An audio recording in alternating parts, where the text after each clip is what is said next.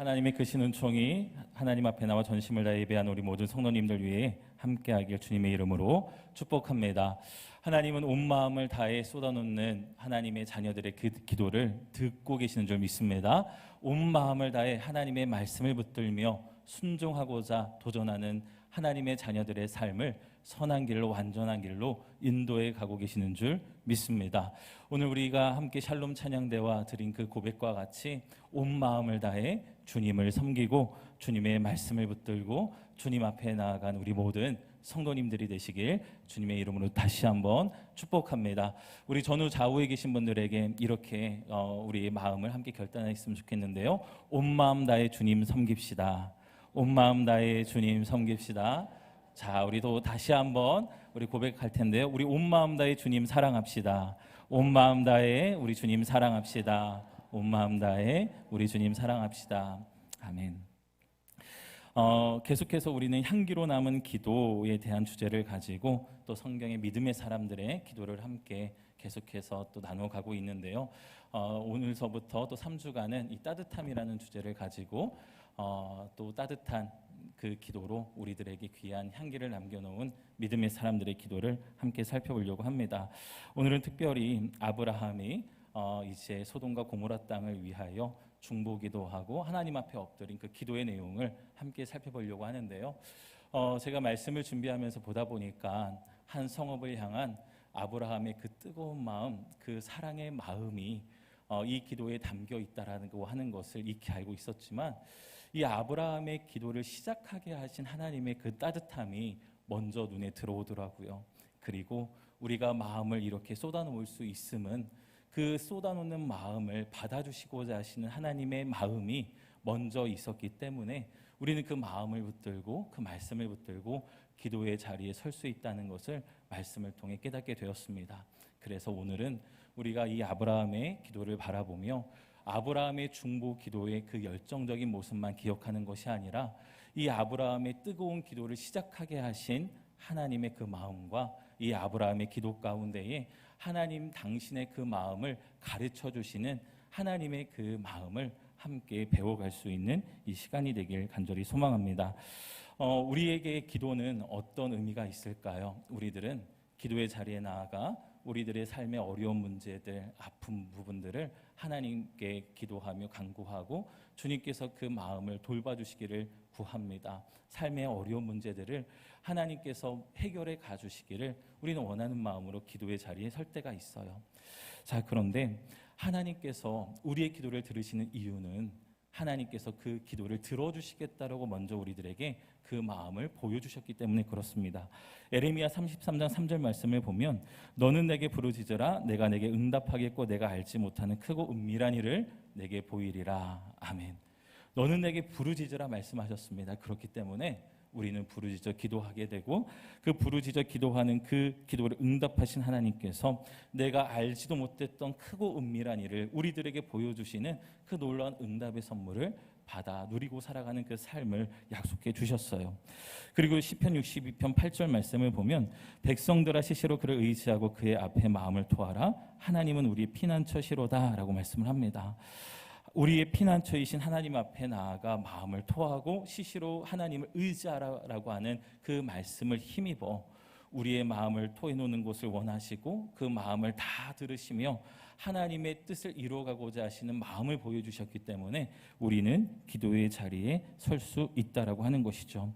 그래서 우리는 기도할 때 하나님께 내 마음을 많이 말씀드리는 것도 중요하지만 그 마음을 쏟아놓을 수 있도록 먼저 우리들에게 하나님께서 그 마음을 열어주셨다는 것을 기억하며 기도의 자리로 나아가야 할 줄 믿습니다. 그래야지만 우리의 기도를 들으시고 응답하시며 하나님의 때에 이루실 것을 기다리는 이 기다림의 시간을 우리가 흔들림 없이 걸어갈 수 있다라고 하는 거예요. 그런데 여러분, 우리가 기도가 더욱더 깊어질수록 누리게 되는 은혜는 뭐냐면요, 하나님께서 우리들의 문제를 해결해 주시기도 하고 하나님께서 나의 삶의 문제를 해결해 주시지 않는다 할지라도 우리가 그 가운데서 하나님의 은혜를 고백할 수 있도록 우리들의 마음을 변화시켜 가신다는 사실입니다.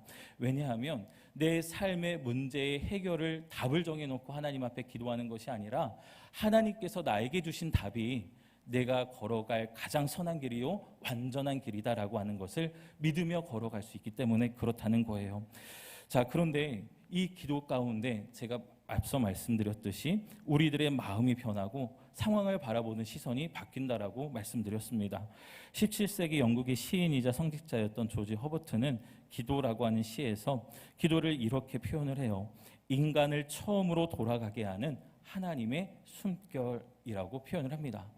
여러분, 기도가 나의 호흡으로 시작을 하는 것 같지만요, 여러분, 이 기도가 누구의 숨결로 시작되는 거라고요? 하나님의 숨결로 시작이 돼요. 나를 어느 곳으로 돌아가게 한다는 거고요, 처음으로 돌아가게 하는 하나님의 숨결이라고 이야기를 하는 겁니다.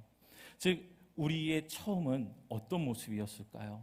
에덴 동산에서 하나님의 형상을 따라 지음받은 우리들의 그 첫 모습은 어떤 모습이었을까요? 하나님께 사랑받는 모습이고요, 하나님께서 창조하신 이 세상 가운데서 기쁨으로 하나님께서 주신 사명을 이루어가는 그 모습이었다라고 하는 것이죠. 즉, 하나님과 우리 사이에 막힌 담이 없고 늘 하나님 안에서 기쁨을 누리며 주님과 대화하고 주님 안에서 살아가는 그 처음으로 돌아가게 하는 하나님의 숨결이 바로 기도라고 표현을 하는 것입니다. 즉, 처음으로 돌아가게 하여 하나님께 사랑받는 자녀로서의 그 모습을 확증시켜 주시는 자리, 내가 너를 사랑한다라고 하는 그 음성으로 다시금 내 삶을 붙들어 주시는 그 곳이 바로 기도의 자리다라고 하는 것입니다. 문제에 가려졌던 나를 향한 하나님의 진솔한 마음을 마주하게 된다라고 하는 것이죠. 에레미야서의 말씀에 보면 내가 너희를 향한 나의 생각을 안 하니 재앙이 아니요 뭐라고 하셨어요? 미래와 희망이니라 라고 말씀을 하셨습니다. 하나님의 진심은요, 우리들을 심판하러 멸하는 게 아니라 우리에게 미래와 희망을 주시고 용서하셔서 다시금 하나님의 사람으로 돌이키게 하는 것, 이것에 하나님의 마음의 중심이 있었다라고 하는 거예요. 그렇게 하나님의 마음을 마주하는 그 기도의 자리, 그곳으로 하나님은 오늘 이 아브라함을 초대하고 있었습니다. 오늘 아브라함의 기도가 바로 그렇습니다. 아브라함이 먼저 소돔을 바라보다가 기도의 제목을 정해서 하나님께 나아가 간구했던 것이 아니었어요. 하나님께서 말씀하십니다. 내가 하려는 것을 아브라함에게 숨기겠느냐. 하나님께서 먼저 마음을 열어 보여주십니다. 소돔과 고모라의 죄악이 얼마나 심각한지 말씀하시고 그곳에서 들려오는 부르짖음이 자신에게 이르렀다고 말씀하시죠. 그리고 아브라함은 그 하나님의 말씀을 듣고 여호와 앞에 그대로 서서 간구하기 시작합니다. 그리고 이 간구 속에서 이루어지는 하나님과의 대화를 통해 아브라함은 하나님의 마음을 하나씩 배워가기 시작해요. 오늘 우리들에게 향기로 남은 아브라함의 기도를 보면서 마음을 쏟아놓는 기도를 넘어 하나님의 마음을 배우는 기도의 삶으로 더욱 깊어지길 간절히 소망합니다. 자, 이제 하나님의 마음을 배워간 아브라함의 기도가 하나님의 마음에서부터 시작된 부분을 한번 말씀을 따라 가보도록 하겠습니다. 16절 말씀을 보면 아브라함의 장막을 방문했던 사람들이 자리에서 일어나 소돔을 향해서 갈 때에 아브라함이 그들을 전송하기 위해 함께 걸어갑니다. 그런데 바로 그 길 위에서 하나님께서 말씀하시기 시작해요. 17절 말씀입니다. 여호와께서 이르시되 내가 하려는 것을 아브라함에게 숨기겠느냐. 하나님은 자신이 하려는 일을 아브라함에게 숨기지 않으십니다. 그 마음을 활짝 보여주셔요. 왜 하나님은 이 일들을 아브라함에게 알려주려 하셨을까요? 18절과 19절 말씀에서 그 말씀을 이제 설명을 하는데요. 하나님께서는 아브라함을 큰 민족이 되게 하시고 천하 만민이 그로 말미암아 복을 받게 될 것이다 라고 말씀을 하십니다. 그런데 중요한 것은 이 부르심은 복을 받는 데서 끝나지 않는다는 거예요. 우리 19절 말씀을 같이 함께 읽겠습니다. 시작. 내가 그로 그 자식과 권속에게 명하여 여호와의 도를 지켜 의와 공도를 행하게 하려고 그를 택하였나니 이는 나 여호와가 아브라함에게 대하여 말한 일을 이루려 함이니라. 아멘. 아브라함은 단지 하나님의 복을 누리는 사람이 아니었다는 거죠. 하나님의 길을 배우고 그 길을 자기 자녀와 다음 세대에게 전해야 하는 사람이었습니다. 많은 사람들에게 복이 될지라라고 하시는 하나님의 언약의 말씀을 붙들고 살아가지만 그 복이 되는 여정이 어떻게 시작이 되냐? 여호와의 길을 배우고 여호와께서 이루어 가시는 그 의와 공도를 행하는 그 삶을 통해 그것을 자녀들에게 가르치는 그 삶을 통해 그 복을 계속해서 전해 가야 하는 그 막중한 사명이 아브라함에게 주어졌다라고 하는 것입니다. 하나님께서 아브라함에게 소돔의 일을 말하신 것은 단순히 특별한 한 사람에게 비밀 하나를 알려주신 것이 아니다라고 하는 거예요. 지금 하나님은 이 아브라함에게 여호와의 길이 무엇인지, 하나님의 의와 공도가 어떻게 이루어져 가는지 그 하나님의 마음을 보여주시기 위하여 지금 아브라함의 여정을 이끌어가고 계신다는 것입니다. 사랑하는 여러분, 우리도 마찬가지입니다. 우리가 신앙생활을 오래 했다고 해서 직분을 받았다고 해서 또 목회자로서 그 목회길을 걸어가고 있다고 해서 하나님의 마음을 다 알 수는 없겠죠. 하나님이 우리들에게 그 마음을 보여주셔야지만 그 마음을 우리가 알아차리고 그 마음을 붙들며 살아갈 수 있습니다.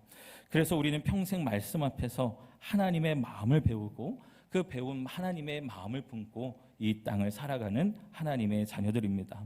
기도 역시 내가 알지 못했던 하나님의 깊은 마음을 새롭게 발견하는 시간이 된다는 거예요. 여러분, 기도하면서 그런 경우가 있으셨을 겁니다. 내가 이렇게 기도를 하는데 하나님께서 다른 답을 주실 때, 내가 원하는 길은 이 길인데 하나님께서 다른 길로 인도하실 때 그런 상황 가운데 당황스러움을 경험해 보신 때가 있을 거예요. 그런데 여러분, 그 당황스러움이 하나님께서 나를 향하여 새롭게 인도해 가시는 길이라고 생각해 보면 은혜일까요? 은혜가 아닐까요? 은혜인 줄 믿습니다. 때로는 광야 40년처럼 길을 돌려 가나안 땅을 향해 가시는 길이라 할지라도요, 그 40년이라는 시간 이스라엘 백성들은 하나님과 뜨겁게 만나는 시간을 가졌다라고 하는 것이죠. 그 하나님과 뜨겁게 만난 그 시간을 어느 것과 비교할 수 있을까요? 여러분, 우리들의 삶 가운데 기도가 바로 하나님의 깊은 마음을 새롭게 발견하게 되는 그 시간이다라고 하는 것을 우리가 기억하길 원합니다. 그렇다면 하나님께서 아브라함에게 보여주신 마음은 어떤 마음이었을까요? 20절 말씀에서 하나님께서는 소돔과 고모라에 대한 부르짖음이 크고 그 죄악이 심히 무겁다라고 말씀을 하십니다. 하나님께서는 소돔과 죄악을 가볍게 여기지 않으셨죠. 본문은 그들의 죄가 심히 무겁다라고 분명히 말씀합니다. 그런데 오늘 그 심히 무거운 소돔의 죄악 가운데에 하나님께 올라오는 소리가 있다라고 하는 것이죠. 오늘 21절 말씀을 보면은 내가 이제 내려가서 그 모든 행한 것이 과연 내게 들린 부르짖음과 같은지 그렇지 않은지 내가 보고 알려하노라 라고 말씀을 합니다. 하나님이 이 소돔과 고모라 땅을 향하여 사람들을 보내실 때에 멸하려고 심판하기 위해서 그들을 보내신 것이 아니라 하나님께서 그것을 내가 보고 내가 듣고 그들의 부르짖음이 과연 정말 힘들고 어려운 부르짖음이었는지 내가 확인하고자 내려가겠다라고 말씀하시는 거예요. 내가 내려가겠다, 내가 보겠다, 내가 알려하노라 라고 하나님은 말씀하십니다. 하나님이 정말 몰라서 내려가시는 것일까요? 아니죠. 하나님 다 알고 계십니다. 하나님께서 말씀 한마디면 되셨어요. 너희들의 죄가 크니 내가 심판하겠다.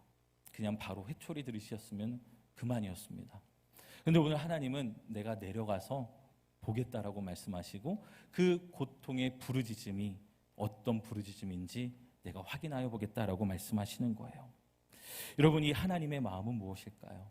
하나님의 마음은 우리를 멸하여 이 땅에서 쓸어버리는 게 하나님의 마음이 아니라 한 사람이라도 회개하여 돌아오기를 원하시는 마음이 바로 하나님 아버지의 마음이라는 것을 오늘 말씀을 통해 우리들에게 알려주십니다. 베드로서 3장 9절 말씀을 보면 이런 말씀이 있어요. 주의 약속은 어떤 이들이 더디다고 생각하는 것 같이 더딘 것이 아니라 오직 주께서는 너희를 대하여 오래 참으사 아무도 멸망하지 아니하고 다 회개하기에 이르기를 원하시느니라. 아멘. 여러분, 우리가 하나님 앞에 짓고 있는 죄를 생각하면 우리는 하나님 앞에 설 수 없습니다. 멸망받아 마땅한 사람들이에요.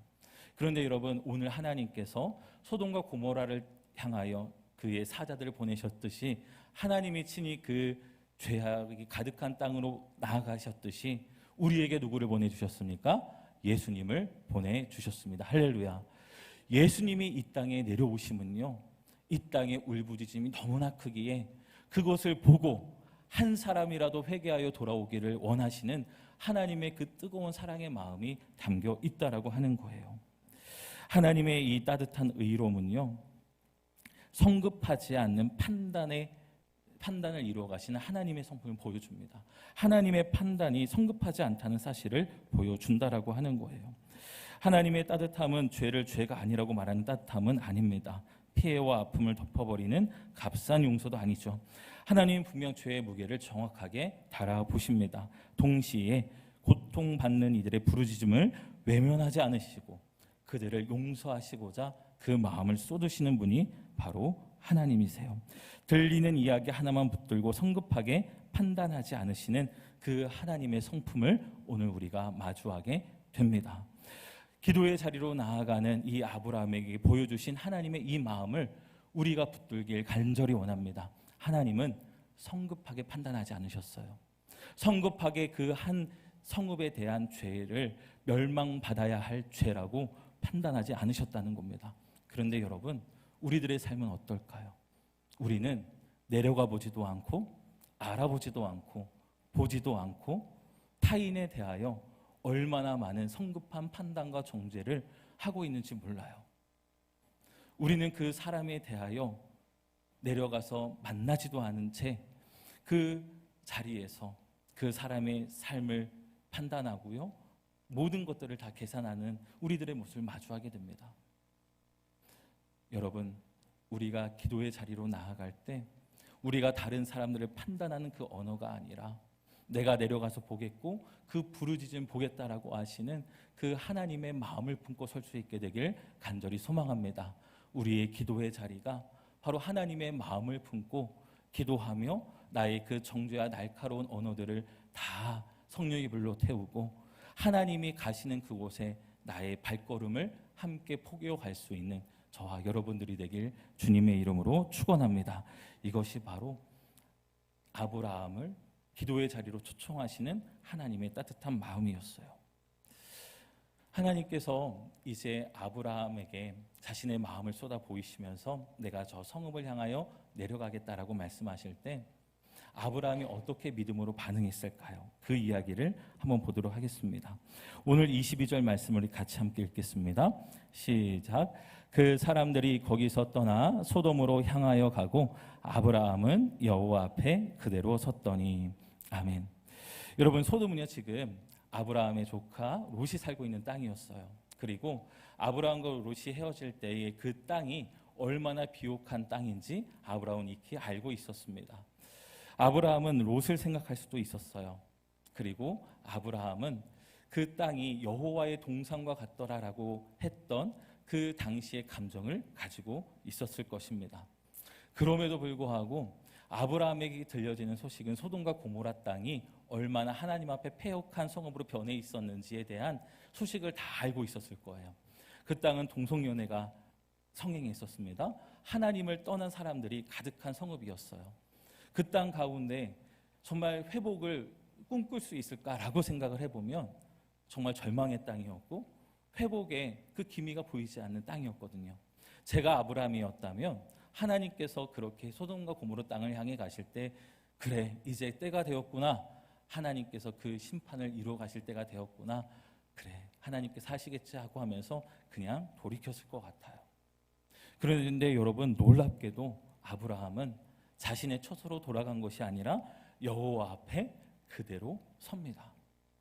하나님이 보여주신 그 따뜻한 마음을 붙들며 그 성읍에 죽어가는 백성들, 그 성읍을 향한 마음을 품고 기도하고자 하나님 앞에 서게 된다라고 하는 거예요. 그런데 놀랍게도요, 여러분이 삼촌 아브라함이었다면 누구를 위해 제일 먼저 기도하시겠어요? 조카 롯을 위해서 기도하는 게 마땅하잖아요. 그런데 오늘 아브라함의 기도의 중심은요, 그 성읍을 구하여 달라는 기도가 중심입니다. 의인 50명만 있어도, 45명만 있어도, 40명만, 30명만, 20명만, 10명만 있어도 하나님 그 성읍을 멸하지 말아 주옵소서. 이것이 아브라함의 핵심적인 기도였어요. 나의 핏줄 롯만 구원하는 것이 아니라 하나님 그 성읍을 구하여 달라는 게 이 아브라함의 기도였다라고 하는 것입니다. 아브라함은 그 성읍의 모습을 보며 그 죄악된 모습을 보며 쉽게 포기하지 않았다라고 하는 거예요. 이것이 바로 하나님의 그 뜨거운 마음에 반응했던 아브라함의 따뜻한 믿음의 반응이었다라고 하는 것입니다. 우리가 살아가는 세상을 바라봅니다. 소돔과 고모라라고 할 정도로 이 세상이 정말 하나님으로부터 멀어져가는 모습들이 너무나 많이 보여요. 하나님의 창조 질서에 전면으로 도전하는 일들이 많아지기 시작합니다.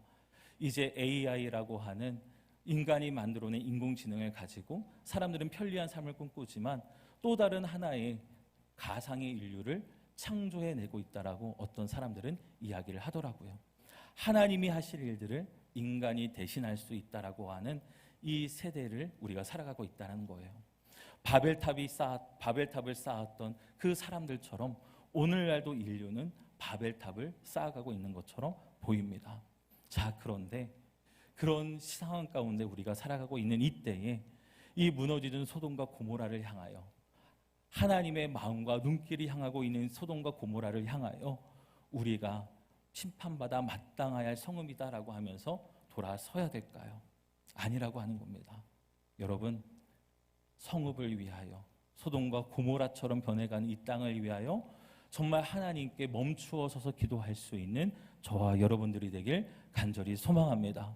신문 기사에서 뉴스에서 이 세상의 패역한 모습들이 들려질 때에 여러분 그곳에서 멈추어 서서 하나님께 가까이 나아가는 기도의 자리로 만들어가는 저와 여러분들이 되길 간절히 소망합니다.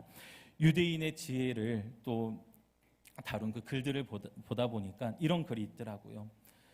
당신은 구급차가 지나갈 때에 어떤 마음을 갖고 계십니까? 라고 묻는 겁니다. 여러분들은 구급차가 지나가면 어떤 마음을 품고 계십니까? 지금 어떤 사람이 어떤 일을 당해서 지금 구급차에 실려가고 있는가?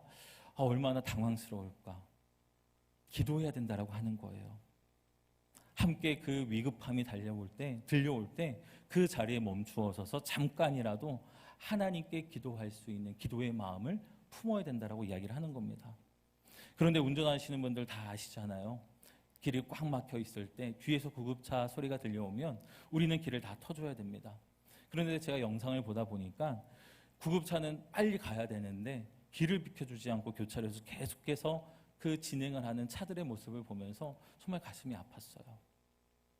여러분, 세상의 아픔에 하나님은 관심을 갖고 계십니다. 아무리 패역한 소돔과 고모라 땅이라 할지라도 그곳에서 고통 가운데 부르짖는 그 부르짖음의 소리에 뿌리를 찾아 내려가시는 분이 하나님 아버지의 마음이었다라고 하는 거예요. 여러분, 우리가 그 마음을 품기를 원합니다. 그리고 그 마음을 품고 믿음으로 반응하여 멈추어 서서 하나님 앞에서 하나님께 가까이 나아가 그 성읍을 품고 기도했던 이 아브라함의 이 따뜻한 마음이 저와 여러분들의 마음이 되길 주님의 이름으로 축원합니다. 자, 이제 아브라함은요, 이제 첫 번째 구체적인 간구를 하기 시작합니다. 오늘 우리가 읽지 않았지만 24절과 25절 말씀을 보면 이렇게 그가 첫 번째 간구를 해요. 그 성중에 의인 50명이 있을지라도 주께서 그것을 멸하시고 그 50의인을 위하여 용서하지 아니하시리이까 주께서 이같이 하사 의인을 악인과 함께 죽이심은 부당하오며 의인과 악인을 같이 하심도 부당하나이다. 세상을 심판하시는 이가 정의를 행하실 것이 아니니까 라고 질문합니다. 여러분, 오늘 그 말씀 가운데에 두 가지 아주 중요한 부분을 지금 아브라함이 구하고 있어요. 좀 상반된 질문을 합니다. 뭐냐 하면 하나는 용서하지 않으시겠나이까 라고 기도하고요. 하나는 멸하지 아니하시겠나이까 라고 이야기를 합니다. 아브라함은 하나님 앞에서요, 멸함과 용서라고 하는 이 두 가지 가능성을 다 함께 내어놓습니다. 자, 그렇다고 한다면 하나님은 이 아브라함의 기도 가운데에 어떤 것을 붙드시고 대답하셨을까요? 하나님께서 멸하려고 하지 않으십니까? 하나님 용서하지 않으시렵니까? 라고 대답했을 때 하나님이 그래, 50명의 의인만 찾으면 내가 멸하지 아니하겠다라고 응답하셨을까요? 놀랍게도요. 하나님은 아브라함의 입술에 담긴 두 가지 가능성에서 뭘 붙들고 응답하시느냐? 내가 용서하리라. 아멘. 하나님께서는요, 멸하려고 하는 것에 그 마음의 중심이 있는 것이 아니라 내가 뭐 하고자 한다? 용서하고자 한다. 할렐루야. 하나님의 마음은요, 용서에 있었다라는 것을 아브라함에게 그 응답으로 깨닫게 하십니다. 하나님은 한 번도 아브라함에게 마음을 보여주시면서 그 성읍을 내가 멸하겠다라고 하는 말씀을 하신 적이 없어요. 말씀을 보면. 그런데 여러분, 아브라함은 그 말씀을 듣고 하나님께서 심판하실 것이다라고 하는 심판의 가능성에 무게중심을 두고 지금 하나님께 질문하고 있었던 것입니다. 그럼에도 불구하고 아브라함에게 알고 있었던 그 하나님에 대한 지식은 뭐냐면 하나님은 정의와 의를 행하시는 분뿐만이 아니라 용서하시는 하나님이시다라고 하는 그 마음을 붙들고 있었다는 거예요.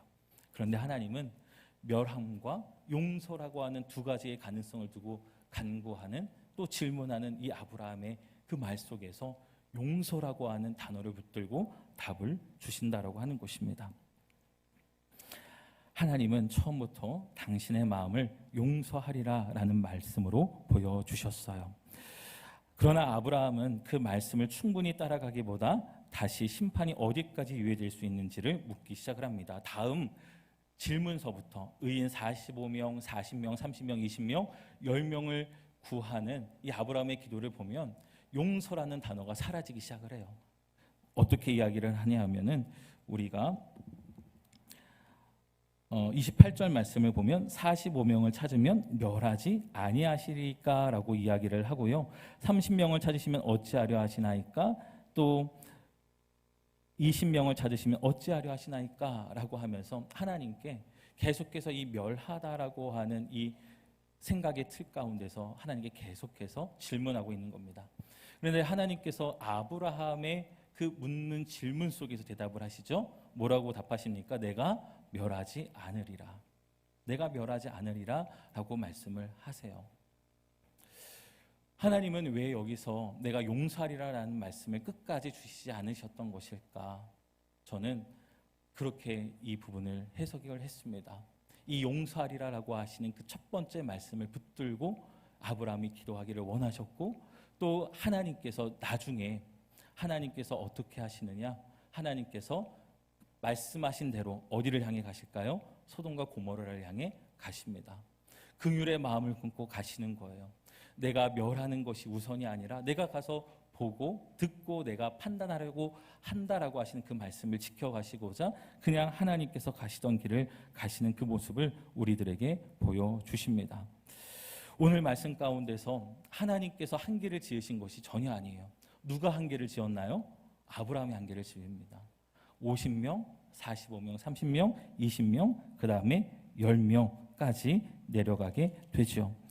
그 다음에 이제 마지막으로 이제 32절에 기도할 때에 주는 노하지 마옵소서 내가 이번만 더 아뢰리이다라고 하면서 그가 구한 명수 몇 명이었나요? 10명이었습니다. 여기가 마지막이었어요. 아브라함이 생각하기에 의인이 한 명도 없을 것처럼 생각이 되어지는 것이죠.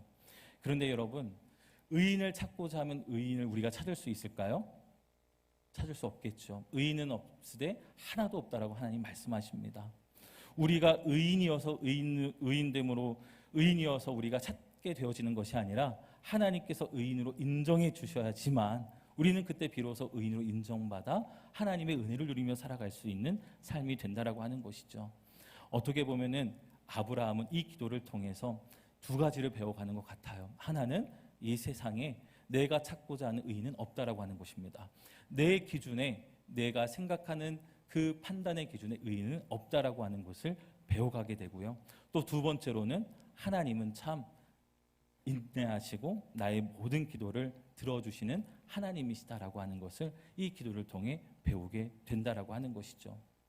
내가 한계를 지으며 내가 정리되지 않은 마음으로 하나님 앞에 기도한다 할지라도 완전하신 하나님께서는 하나님의 뜻을 이루어가는데 부족함이 없는 하나님이시다라고 하는 것을 이 말씀을 통해 깨닫게 된다라고 하는 것이죠. 여러분, 결국 소돔과 고모라 땅에 있었던 롯이 구원받았을까요? 멸망당했을까요? 하나님께서는 아브라함을 기억하사 그를 건져내신다라고 말씀하셨습니다. 롯이 의인이었기 때문에 건져내셨을까요? 아니었습니다. 아브라함의 핏줄이기에, 또 아브라함의 그 기도를 주님께서 들으시고 롯을 건져주셨다라고 하는 거예요. 여러분, 하나님은 우리의 기도보다 더 크신 하나님이십니다. 우리가 기도의 자리를 통하여 하나님의 이 마음을 배워갈 수 있게 되길 간절히 바라요. 내가 생각하는 대로, 내 뜻대로 기도의 자리에 섰다 할지라도 우리의 기도가 더해지고 또 우리의 기도가 깊어져 가면서 우리를 향한 하나님의 그 따뜻한 마음을 배워갈 수 있는 저와 여러분들이 되길 간절히 소망합니다. 우리가 이 깊어진 기도의 자리에서 하나님의 마음을 배우고 그 마음을 품고 살아가고자 할 때에 여러분, 우리는 함부로 섣불리 다른 사람의 인생을 판단하지 않게 됩니다. 우리가 이 마음을 품고 기도의 자리로 나아가게 될 때에 그 주님의 마음을 품고 살아가는 사람들은 하나님의 눈길과 마음이 향한 곳에 우리들의 마음과 눈길을 두기 시작한다라고 하는 거예요. 우리는 우리들의 삶이 바쁩니다. 우리들의 살아갈 그 삶의 과제들이 너무나 많기 때문에 우리는 내 마음과 내 시선이 닿는 곳에 우리들의 마음과 시선을 두고 발걸음 옮길 때가 많아요. 그런데 하나님께서는 오늘 이 아브라함의 기도를 통해 우리들에게 말씀해 주십니다. 너의 마음과 너의 시선을 나의 마음과 나의 시선을 향하는 곳에 맞추어 살아가라. 그것이 바로 기도의 자리에서 너희의 마음을 조율해가는 나의 뜻이다라고 주님은 오늘 말씀을 통해 우리들에게 알려주십니다. 사랑하는 우리 엘림의 모든 성도 여러분, 기도의 자리로 나오시길 바랍니다. 그 기도의 자리에 나와야지만 우리가 하나님의 마음을 붙들고 갈 수가 있어요. 그 기도의 자리로 나올 수 있는 이유는 하나님께서 우리들에게 그 하나님의 마음을 다 보여주셨기 때문인 줄 믿습니다. 여러분, 하나님의 마음을 우리 어떻게 알 수 있을까요? 하나님의 기록된 말씀을 통하여 우리는 하나님의 마음을 붙들게 됩니다. 이 마음을 붙들고 우리가 기도의 자리로 나아가는 거예요. 하나님께서 용서하라 하셨으니 그 용서하는 마음을 하나님께 구하기 위하여 기도의 자리로 나아가는 겁니다. 내 마음과 의지로 용서할 수 있을까요? 절대 불가능해요. 주님의 마음이 내 마음 속에 들어와야지만, 주님의 시선이 내 마음의 시선이 되어야지만 우리는 주의 말씀에 온전히 순종하며 주님의 이루어 가시는 그 뜻을 누리며 살아갈 수 있는 믿음의 길이 열리게 됩니다. 저와 여러분들의 기도가 내가 원하는 답을 넘어 하나님의 마음을 배워가는 기도의 시간이 되길 간절히 소망합니다. 우리 교회는 매일 새벽 기도회가 있어요. 수요 예배가 있고요. 금요 기도회가 있습니다. 여러분, 우리들에게 선물로 주신 이 기도의 시간들, 우리들에게 하나님의 마음을 보여주시고 그 마음을 붙들며 우리들의 삶을 세워가도록 우리들에게 은혜를 부어주시고자 선물로 예비하여 주신 이 자리를 여러분 지나치지 마시고 이 자리를 향하여 달려나오시게 되길 간절히 소망합니다. 지난주 장익교회 청년들에게 첫째 날 집회에서 설교할 때 그렇게 도전했어요. 우리 큰 광경을 지나치지 말자. 모세가 하나님께서 떨기나무에 임재하셨을 때 그 큰 광경을 보고서 내가 돌이켜 가서 그 큰 광경을 보리라 라고 그렇게 이야기를 해요. 이 말은 무엇이냐면 내가 지켜야 할 양들이 있고 내가 해야 할 삶의 과제들을 있음에도 불구하고 내가 돌이켜 가서 그 큰 광경을 보겠다라고 모세는 선포하며 그 자리에서 돌이켜 나아갑니다. 하나님 앞으로 나아가는 거죠. 제가 그 말씀을 전하면서 그렇게 전했어요. 여러분, 우리가 얼마나 그 큰 광경을 많이 지나치고 있는지 모릅니다.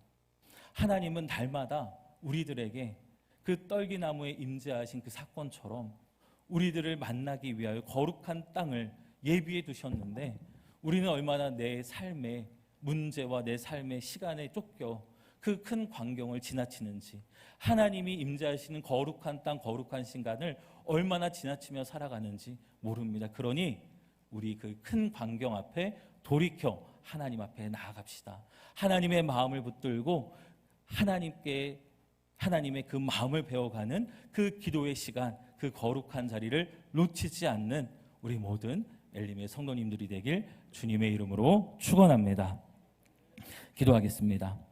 사랑과 은혜가 충만하신 아버지 하나님, 오늘 여호와 앞에 그대로 서서 기도했던 아브라함, 또한 소돔과 고모라 땅에 죄악의 가득함을 듣고 하나님께 더욱 가까이 나아가 그 성읍의 구원을 위하여 기도했던 아브라함의 기도를 함께 나눴습니다. 하나님, 이 아브라함의 기도가 시작되기까지 먼저 하나님의 마음을 아브라함에게 보여주셨습니다. 하나님, 아브라함은 하나님이 보여주신 마음을 붙들고 그 앞에 그대로 서서 기도했던 기도의 사람이었습니다. 하나님, 우리들의 삶 가운데도 하나님께서 보여주신 마음이 매 순간 또 내 손 가운데 들려 있음에도 불구하고 하나님의 마음을 붙들고 그대로 서기보다 내가 살아가야 할 그 길을 향하여 내 양떼를 지키기 위하여 지나쳤던 우리들의 모습을 주님 용서하여 주시옵소서. 하나님, 이제 여호와 앞에 그대로 서길 결단합니다. 아브라함이 하나님 앞에 가까이 나아갔던 것처럼 우리들의 가던 발걸음을 멈추고 하나님 앞에 기도의 무릎으로 나아가겠습니다.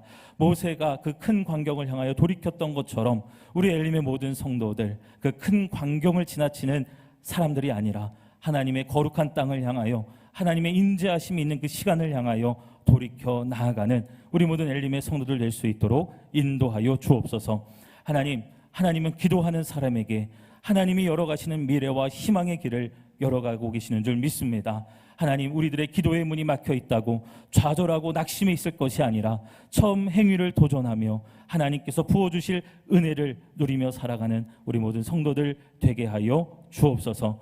그 거룩한 기도의 시간, 하나님께서 우리들에게 은혜를 부어주시고자 우리들에게 선물로 주신 그 시간을 놓치지 않는 한 주간의 삶을 힘차게 도전하는 우리 모든 엘림의 성도들 되게 하여 주시길 간절히 원하오며 예수 그리스도의 이름으로 기도드립니다. 아멘.